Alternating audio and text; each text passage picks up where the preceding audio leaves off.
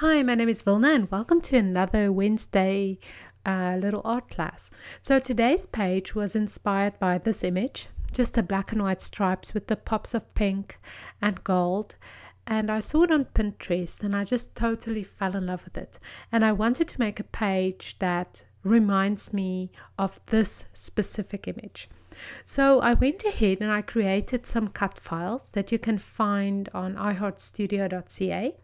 So in this, for the price of one, you get the words, you're imperfect and wired for struggle, but you are worthy of love and belonging.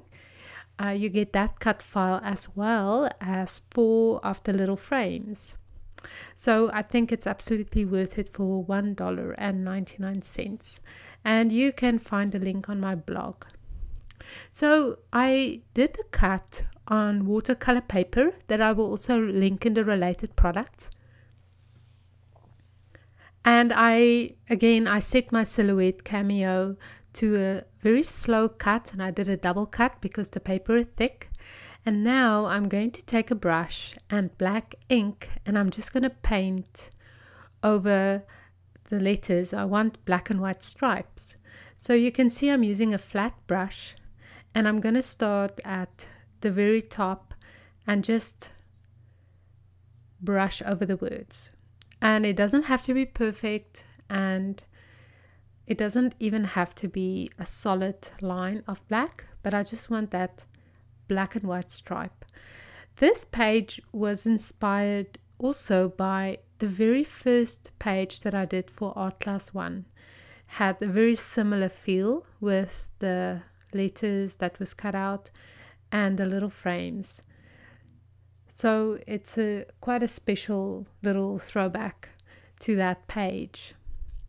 So this is the black and white stripes that I'm going to use, just simply 4 black stripes, and in the end I think it makes an incredible statement.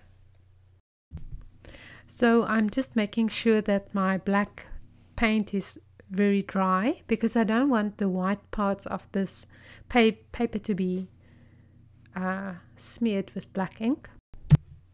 And if you look at the image that I wanted to recreate, there's a lot of pinks in it, and I decided to bring in the pink with this Studio Calico paper from their Lemon Lush collection, and I wanted to add a bit of the orange.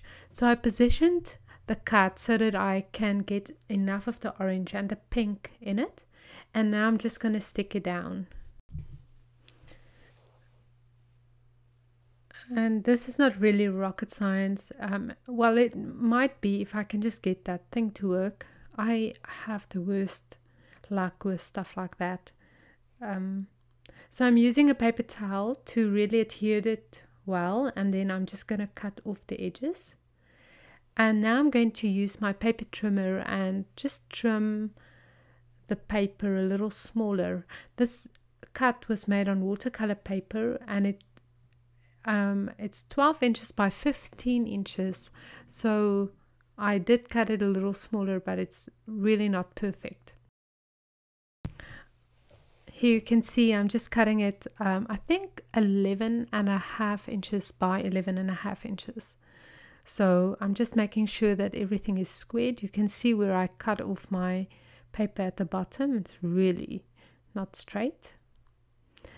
I love this paper trimmer by Making Memories. I think I've had it for years and years. I don't even think I know how to use a different one. Right, so I just mounted it on a very plain apricot colored background, and I'm going to adhere or add my gold frames. I'm using, again, just photos that I had printed already, and I'm just going to cut them smaller. And it's a very cool idea to just save the inside of those little frames, and now then you can just cut around the photographs. I'll show you exactly how to do it in a second. There you can see it's the inside of the frames, and you just position it over the photo, and then you can just cut it out easily. It's a very oh, there I'm on camera. Well, often on camera, sorry. So you can see it's a easy way to just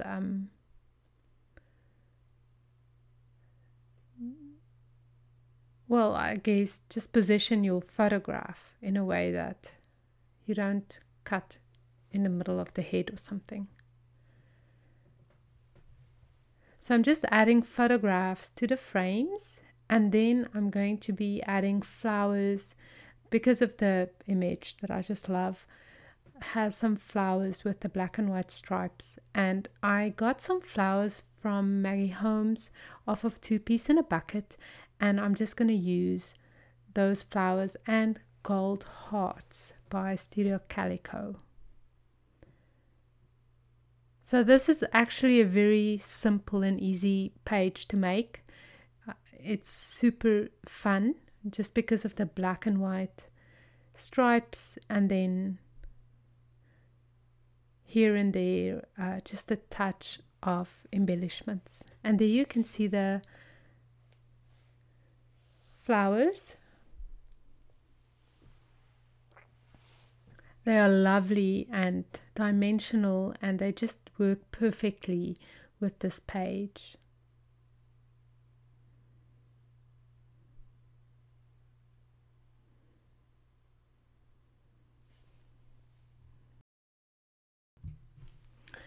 When I like to position my embellishments before I adhere them. I think it's almost like the last chance you have before, to change something if you want to change it. So it's always a good idea. I love these gold hearts by Studio Calico that I also got from Two Piece in a Bucket, and they're honestly one of my favorite embellishments at the moment. And I just love the gold on the black and with just a little bit of pink. So it's just a very sweet and simple way to embellish your page as well.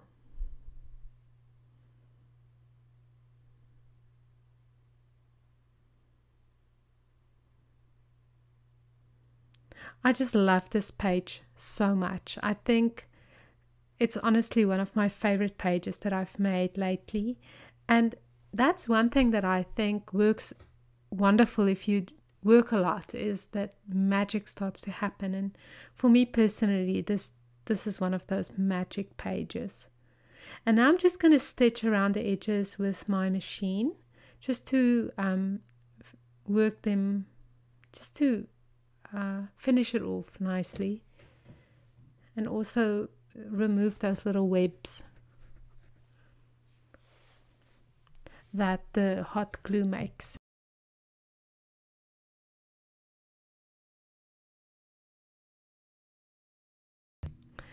Just quickly run it through my machine, and this is really a way to finish off the pages in a nice way.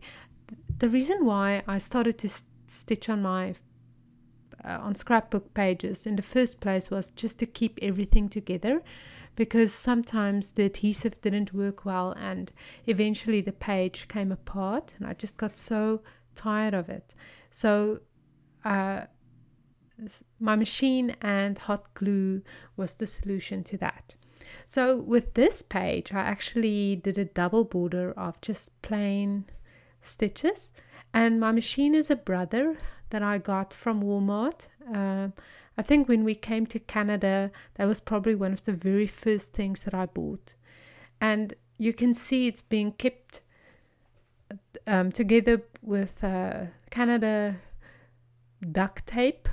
And honestly, I wouldn't trade this machine in for anything. I just absolutely love it, and it just stays underneath my table, so I just take it out when I need it, and I just pop it back under the table when I'm done. So that's quite easy.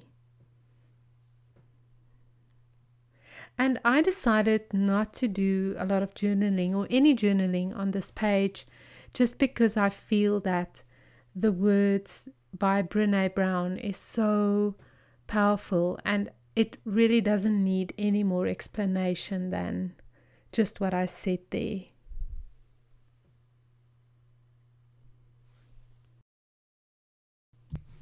I did add just the date and a simple